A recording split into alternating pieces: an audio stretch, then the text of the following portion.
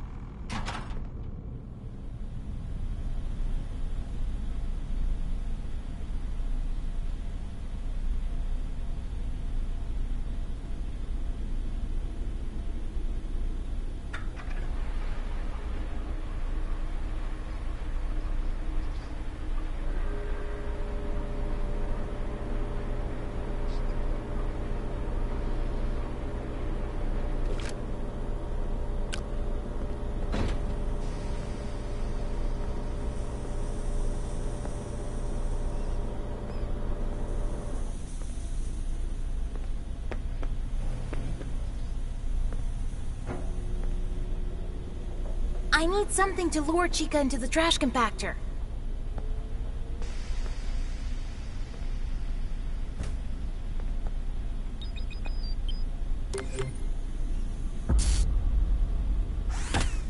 I smell pizza!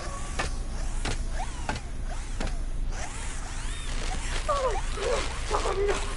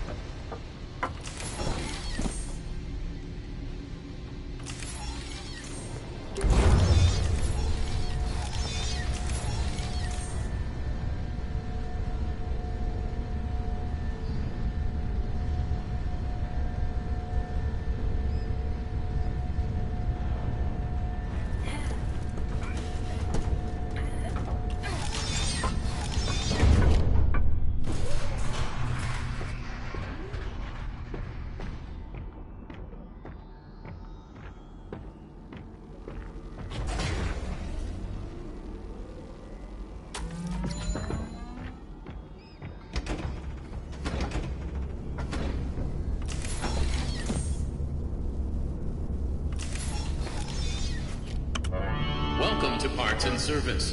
Preparing for upgrade procedure. You may now enter the protective cylinder. To access... Good job. Now remove the chest plate. Well done. Disconnect the throat wires to continue. It is important that you match the pattern correctly.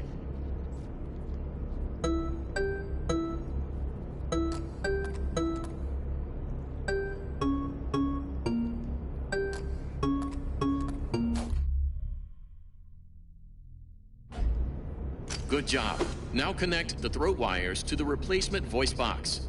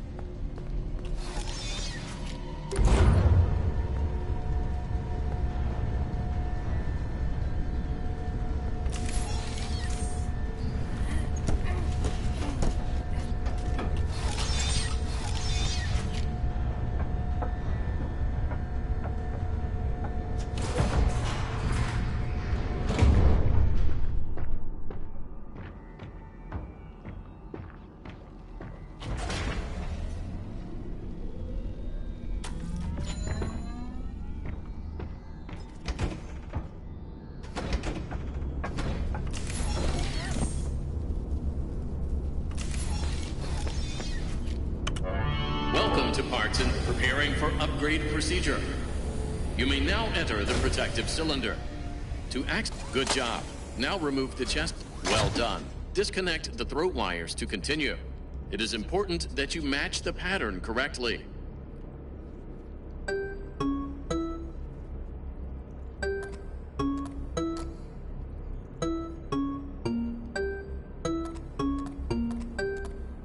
Good job. Now connect the throat wires to the replacement voice box.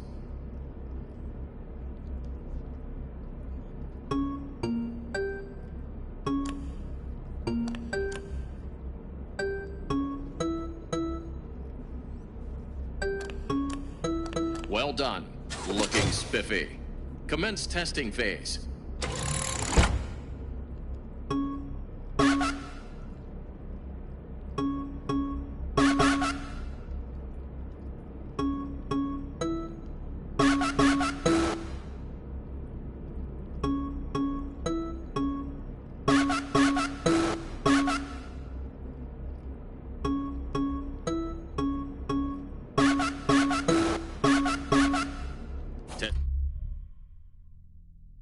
Testing phase complete. Activating safety protocols.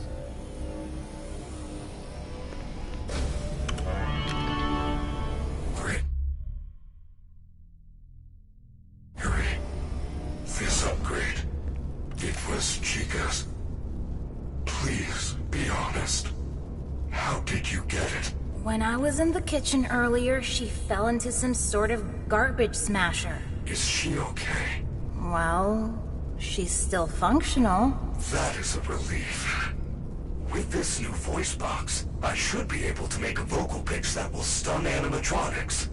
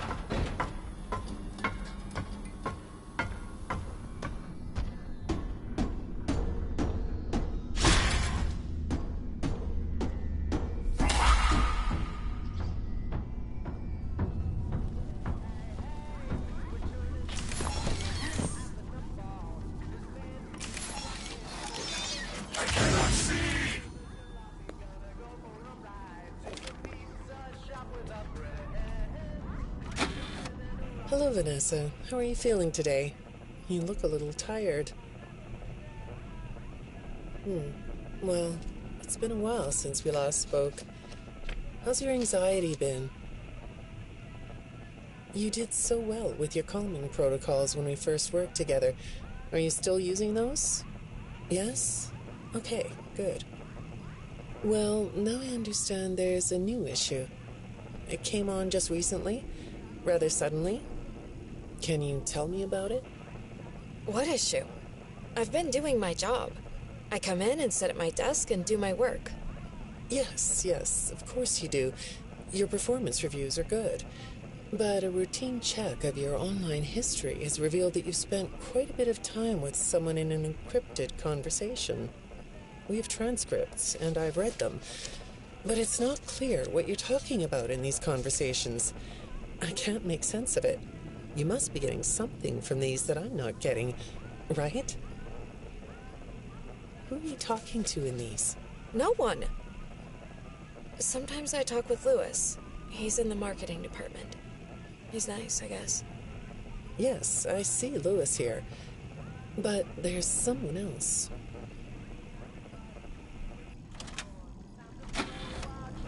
Good morning. Isn't it a pretty day? No? What's the matter? Oh, right. Too bright. I'll pull the shades. Better? When the shade's pulled, it feels like we're in a cubbyhole or a cave? Yeah? So you're not talking to me again today? This isn't all that productive, you know. Don't you think the sessions are more successful when you talk to me? You know, everyone associated with this company gets performance reviews, right? When my sessions don't get results, my reviews aren't very good. If you don't want to talk for your own sake, how about for mine? You don't want me to get in trouble, do you? I could be put in the corner for a timeout. Yeah, you think that's funny, huh? Hi, go ahead. Sit down. I don't know you. What happened to... Oh, we'll get to know each other in no time. I've read through all your files, so I feel like we've been talking for weeks. I feel like I know your dad, too. Bill, right? Your dad's name was Bill?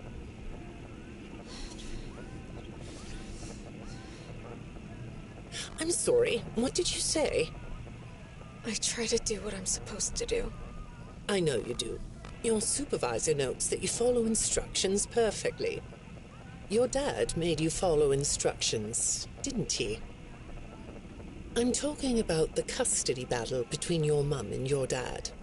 Your dad didn't play fair, did he? He used to make your mum look bad in court. I'm so sorry that happened to you.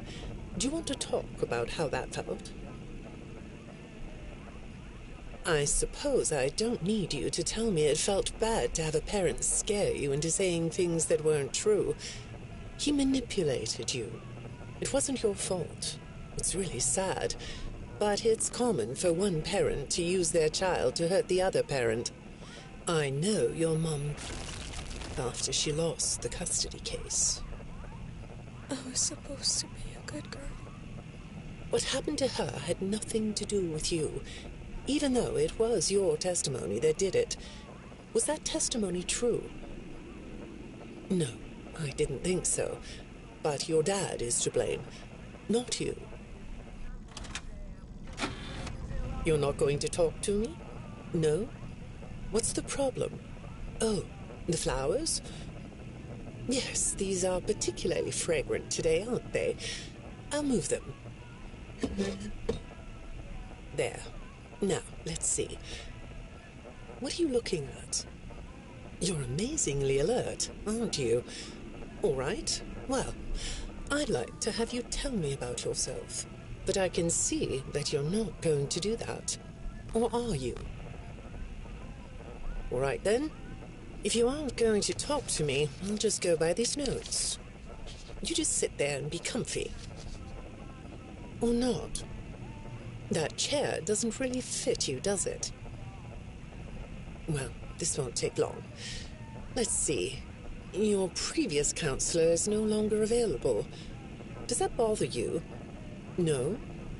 You don't look surprised to see me sitting here instead of your last therapist. Well, then, let's get to it. I'll admit that some of what's in your file is a little surprising. Overall, you don't come across as a troublemaker. But if you read between the lines, it's clear that you have a little rebellious side, right? And I'm surprised by your knowledge of computers. You're something of a phenom. Do you know what that word means? It means you have unusual skill, like a hacker. I assume you know what a hacker is. Yes? Do you think of yourself as a hacker?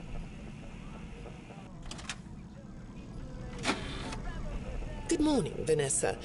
Let's jump right in, shall we? I got a message last night about you, and I have to be honest, it was upsetting.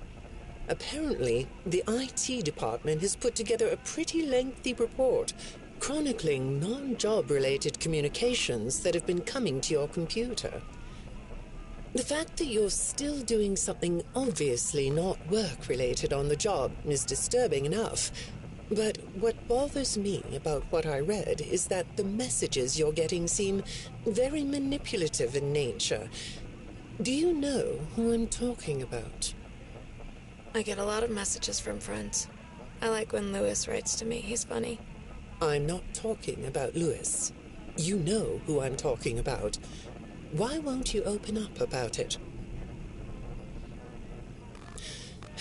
What you might not know is that this person who's been sending you messages has been hacking into your personal files too.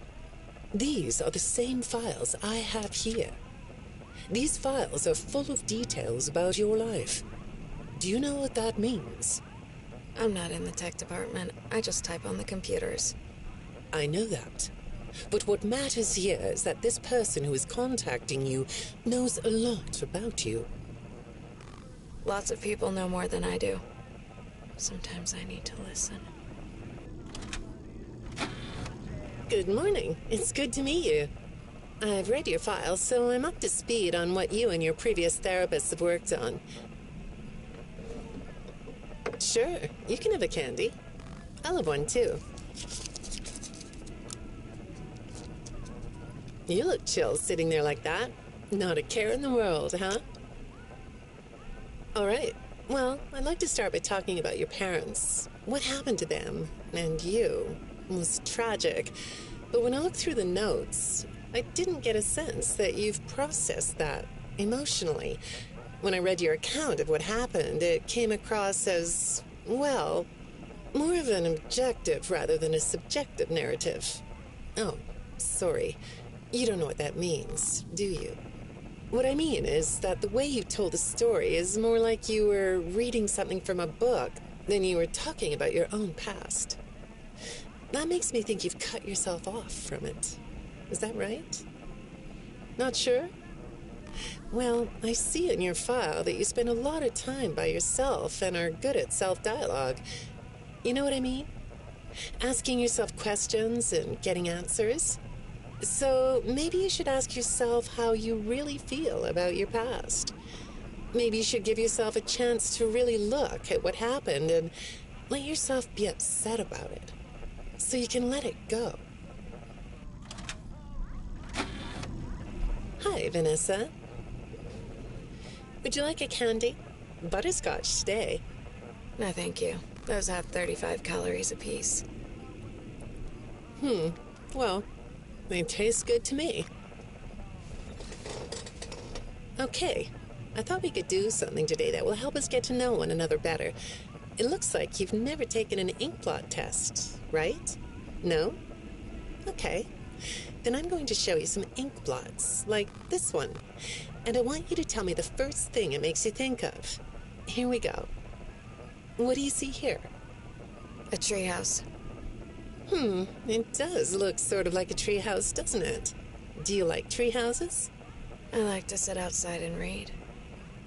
That's good. Now, what about this one? A beetle. Really? Looks like a face to me. That's very interesting.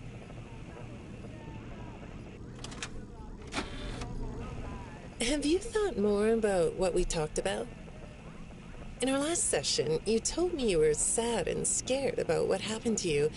I suggested you write down exactly what made you so sad and scared. Did you do that?